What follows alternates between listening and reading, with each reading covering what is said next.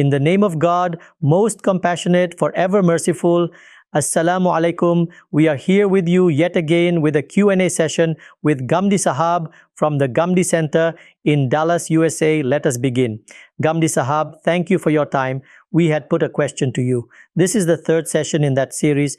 We had asked you whether human reason can intellectually reason its way to the existence of God, and you had said that it can only conclude that God must exist. Every created being has a creator. I am also a created being. I also must have a creator. There were some criticisms on this viewpoint of yours. In the premises that are logically set, is it acceptable to say must be with regard to their conclusion? We also witnessed your detailed viewpoint on this in the previous session, and when each of the premises were analyzed, then it became clear that while the first premise is based on one's observation, the second is based on induction, which is partial inductive reasoning, which can only take us to preponderant likelihood, but does not take us to demonstrative truth. The question we would like to present before you are this. In explaining your viewpoint, why did you employ the terminology of rational necessity? While it does make sense in case of probability, but when you yourself say something is a rational necessity, then in logic, rational necessity has some other implications. How can probability be considered rational necessity? What is rational necessity? Its definition that is usually given is that هو عدم قبول الانتفاء في العقل, that is reason, cannot conceive its negation. This is termed as rational necessity. Sometimes there can be confusion between this and wujubun adi. And what is wujubun adi? The thing we had been discussing. That is, we saw a crow, then we saw a lot of crows. Our ancestors saw them. This was transmitted in the form of testimony. From that, we derived a conclusion. What was that conclusion? It was that all crows are black. That is, a universal came into being. What is this? It is wujubun adi. That is, if you were to comment on this proposition as to what has been inferred, then it is wujubun radiyun or habitual necessity. It is upon this that all scientific truths are dependent. When we say that water boils at this temperature, water freezes at this temperature, water always flows downward from a plane, or in the same way, we describe some observations of the firmament. Sometimes we say, everything happens in this way. It always happens like this. What are these? Habitual necessity. That is, we have always been observing this. Centuries of experience tell us this. Generations of people have noted this. Its testimony has been reaching us. So as a result, we describe it as a necessary truth. So, what is happening here? So, after observing an ever-occurring reality, something which always happens, we judged it to be a necessary truth. This is a comment on the proposition. Sometimes it is a partial induction, then obviously it is a description of likelihood and probability. What I have called rational necessity is something different. What is that? It is that the moment I did this, that I saw individuals, they may be thousands or millions or individuals over generations who were mortal. Or I saw crows, which I observed as being black, as did generations before me. These were individuals. After observing individuals, I made a judgment that all crows are black. This act of reason, which it does every day, and which creates universals. What is this process? This is rational necessity. And all these kinds of processes that are happening, this point had come up, that the above two propositions, whether they are true or false, reason derives the conclusion based on them. So, the inferences of deductive logic are dependent on its two premises. This is what reason would do. It cannot conceive its negation. It will always do the same. Similarly, the moment it is given a corollary, then it will at once try to derive the principle or universal from it. It cannot conceive of its negation. This is the process about which I had adopted the term rational necessity. The proposition that has come into being, it is a description of rational necessity, and there will always be a deficiency in induction with regard to it. I had said that it happens very rarely, except if someone presents something self-evident as a premise. Otherwise, all universals are established like this only. You can look at all the examples of rational necessity, even scientific theories as well. They all come into being like this. So one is, what is the judgment regarding the premise? And another is that this process that is being done, that we saw in action, it was an act of creation. From that we deduced that there is a necessity that a creator exists. What is the nature of this process? It is in fact the necessity created by reason, and this expression has been adopted to distinguish it from a fact of reality. A fact of reality takes us to the level of certainty. There, our eyes witness the reality. A thing is apprehended by our senses. The necessity that is created by this, that inference, will be expressed in the words rational necessity only. So, what is the function of reason when it is making universals, or when it is deriving corollaries from principles, or when it is inferring conclusions from the two premises of syllogistic logic, so there the possibility of negation ceases to exist? That process has to happen no matter what, and it will have to adopt that form. Those things which become part of our mainstay habits will definitely lead to some universals or laws. Our daily life relies on such things. If reason decides to declare that this law shouldn't be made or universal shouldn't be derived from particulars, this can't happen. So this is what rational necessity means, and it has been correctly described that this is in a way an expression of the point that reason doesn't accept its negation. Ghamidi Sahab, you have clarified this point. Please also elaborate on this. There are two propositions. If the conclusion of ease is inferred from these two premises, then deductive logic demands that the conclusion should also be a statement of fact. If, like you said, one of the premises is based on partial induction, meaning that there is a deficiency in the induction, it can't encompass all particulars. That is what an induction is. There is no sense in differentiating between complete or partial induction. Induction always falls short of certitude. When does the need for doing induction arise? Because many particulars have been observed, but we haven't observed all those particulars which might be present in the past, present, and the future. Otherwise, why would the need for induction arise? So this is how induction arises. The universals that are formed as a result of induction or inductive generalizations that are created, they are formed this way only. So what are these? They are a description of habitual occurrences. If you wish to have a terminology for this phenomenon, you can call it habitual necessity. That is, we have always seen it to have followed this same course. So, this is what the reasoning would be. We have always seen water boil at this temperature. You can boil it at multiple places.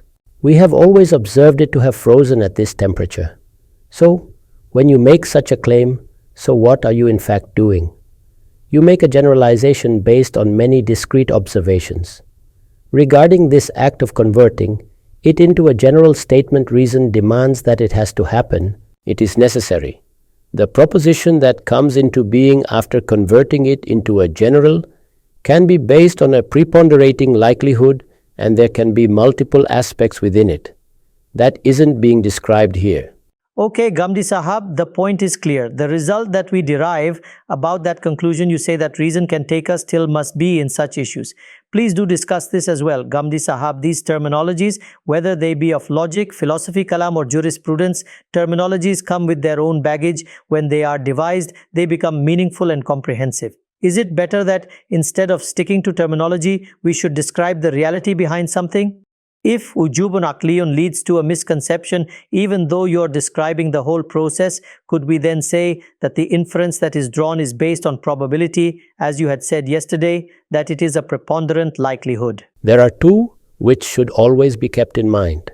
One is that when we are discussing something, then it isn't preferable by us that technical vocabulary is employed, since these conversations are being held with common people. The masses don't understand things using technical terminology.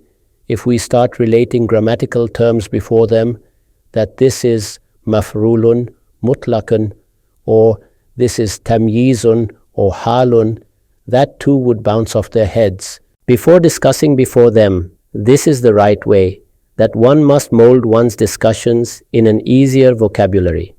When we bring something down to a simpler, easier level, then we are bound to use easily understood terms. Those terms are not logical terms, and they can't be expected to be such. Some people think that in the past 2 centuries, Some very superior intellects have written some works in which there have been some defects of clarity of expression. For example, works by Shibli Numani or Amin Ahsan Islahi or Maulana Sayyid Abul ala Maududi or some other great researcher. Who are these people we have just mentioned? We know about Shibli that he was a student of Maulana Farooq. You may read about his status in the rational sciences and what were his antecedents. Similarly, Maulana Sayyid Abul ala Maududi had studied the Maqulat or rationale with someone like Maulana Abdus Salam Niazi. I have known people who studied with him in those times. I can relate to you what all they were studying and in what depth. However, when one is addressing common people, then one doesn't express this knowledge that one might be possessing. Here, one comes to the level of the common man and discusses things in a simpler language. When I had answered a question in this regard, even then I hadn't employed any terminology, rather I had kept it very simple. Once there was a debate on it, then, because it became unavoidable to employ technical academic vocabulary, then I had to submit that this is how we would say it. If there is an unavoidable debate that emerges, then we say that this is the rule of grammar here, such is the construction of the sentence, or this rule of logic applies, or these are the steps in deductive logic, or in yesterday's session, it became important to talk about how premises are formed. This method is employed when people interested in these sciences begin to analyze things, and some misunderstanding emerges as a result. Otherwise, it is absolutely correct that easier language should be preferred to clarify things. And I never employ terminologies in my lectures, writings, and conversations. I avoid this completely.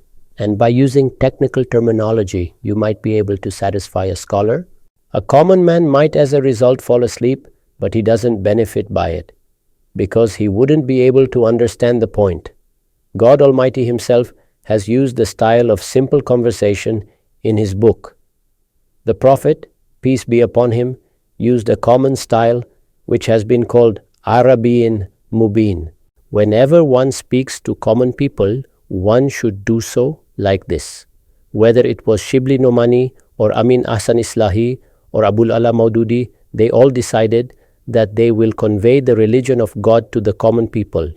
There is consideration for the case that the point is articulated in such a way that the scholars also understand it. And if there is a scholarly opinion to be aired, then it should be presented in such a way. However, to rigorously set up premises containing technical terms in a way that it is presented in a textbook of logic or in the book of Ilmul Kalam, it is not possible to do that here. However, if someone insists upon it, then one explains what was intended by it. So here, after analyzing it, I have told you that this expression has been used for that process of the mind which it is engaging in. It has not been said about that premise. Ghamidi Sahab, the point is clear. By the way, there is another related aspect of it. We often see that those of our friends who have a background in religious studies and have studied Kalam, theology, jurisprudence, history and such other things, they say that when you are discussing a religious topic, then there is also a tradition of how religious topics are discussed. If someone is talking about creed, then the terminologies that the Kalam theologians have coined, it is not like that they just fabricated them one fine day. Rather, a lot of work went into them, so they have formulated them. So, if you were to employ them, then even a common man wouldn't derive something misguided from your conversation. So one should try to employ that terminology to make one's own interventions. When you set them aside and use your own words, then are two issues with that. The first is that, was it so that the scholars of the past couldn't relate their views, that you are now explaining it even better than them? The second is that it becomes a loose expression. It is not precise and exact, so people can now derive whatever meaning they can from it. Let them. If we speak constrained by terminology, then meaning might not even be found in our discourse. The addressee is the common man. The discourse is to be related before the common man. Now, if it happens that the common man doesn't understand a single word we say, then how will the process of deriving meaning begin? So let them derive what meaning they might. The common people should be addressed in a different language. This is what our Lord Almighty has done. That is when Lord Almighty has given His guidance to the people in His book. Then did He employ Aristotle's logic to do so? Did He use the language of Ilmul Kalam to do so? One should reflect on this. This is that error which those atheists also make, who indulge in these kinds of sciences. What is the Quran? How should we understand it? What style of discourse has been employed in it? What are its expressions like? So people start looking for precedents of these technical sciences in the Quran as well. On that, we draw people's attention. When one goes on to study the Quran, the book of God, there one must notice the common language that has been employed there. Here, the style of Arabi and Mubin, clear Arabic, has been used. Those expressions which the Arabs understand have been used. It has given due consideration to the fact that a common educated person can understand it. The Arabs have heard that discourse. They were not learned in logic or philosophy. They are the ones to whom the guidance had come. But such a method has been employed that if there were no deficiency in understanding, then all those propositions are existing in the Quran in the same way, the way they are presented in a particular science. So even when we talk, we give due regard to this. And if some scholar is to be addressed in some gathering, then technical language is used, but it is not right to insist upon this in addressing common people. The common people have to learn the religion, they have to acquire guidance.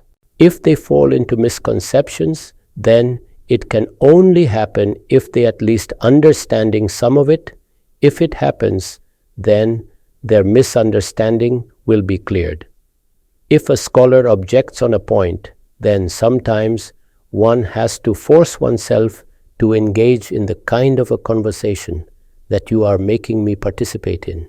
Okay, Ghamidi Sahab, one last question from today's session, because in these times when we discuss these topics, it reaches the whole wide world and common people also hear them, as well as the scholars, our religious brothers. And because I myself have come from that background, let me share my own hunch also. We do not consider a person who doesn't employ the established religious terminology in his conversation as a scholar. And the conception that is built in the mind is that this person has abruptly come up and has started speaking about the religion. He doesn't know what had happened in the tradition. Can it not be done that one takes a middle way and sometimes employ technical words and at the same time satisfy the common man as well? I don't intend to satisfy them. If they are in a state of anxiety, then let them be. God has given them knowledge. Let them live their lives as per the knowledge they possess. I have to convey the message of God to Muslims or to regular people. For that purpose, the instruction of my God is this, that speak to the people in a clear language. It says this quite forcefully, that we have revealed this Quran bilisanin Arabiyin mubinin. So this is the right of the common people. They are the ones to be told. If it were the ulama who were to be addressed, then what was the need of coming to the common people? We could have stuck to the ulama. What is seen is that who is our addressee? Who is one talking to? Is one talking to the students of a seminary? There the language would be different. The terminologies would also be employed. There, the background of a field will be considered while talking. When one is teaching Quran to the common people and answering their questions, or teaching them hadith, or inviting them to the religion, or conveying the message of the religion to the experts of other fields, then it should be bilisanin Arabiyin mubinin, in clear Arabic language. There, one shouldn't employ technical language. If it becomes avoidable, then if terminology is employed, then it should be subsequently clarified. When one would clarify, then even there would be many issues, because clarifications are also offered in the light of the understanding of common folk. One should proceed with due regard to this. One doesn't have to gather accolades from anyone or convince someone. We shall fulfill our obligation, and the means adopted by our Creator and our Prophet is absolutely right to fulfill our own obligation. Ghamidi Sahab, the point is clear. I would like to hear your concluding remark now. On a positive note, we see in our society that modern people educated listen to scholars like yourself, and they understand your views in which common sense reasoning is used, and the conversation is also easy to follow. We also see that the common people have lost some touch with the ulema in the last 50 or so years. It is evident that if the people don't listen to the ulema, then it is obvious that the religious service that they wish to perform will be difficult to fulfill. What would be your advice to those scholars based on your public life of the last 50 years, considering that some of them still employ a highly specialized vocabulary and manner of speaking and instead develop a new diction, a new genre of speaking to the masses so that they can successfully communicate with them? I have to seek advice from them. How can I advise them? I am just a student of knowledge. It is the job of the ulama to advise us. However, we can respectfully request them, and I have made that request while describing my manner of dealing with this issue. When we would talk to the common people, then we shouldn't employ those terms which only the scholars understood or only experts of a particular science understand. I have related this incident many times. Ustaz Imam Amin Ahsan Islahi had fallen sick. When Tadabbur-e-Quran reached its completion, then his health gave up. So, I asked the doctor to come visit Maulana. Dr. Sahab came to see him. Even doctors have this disease of specialist vocabulary. Every science and craft sometimes takes the shape of cholera. A person almost gets taken by an illness. I have seen this often, that doctors sometimes describe their diagnosis and keep mouthing technical words without stopping to see if the person before them is able to understand them or not.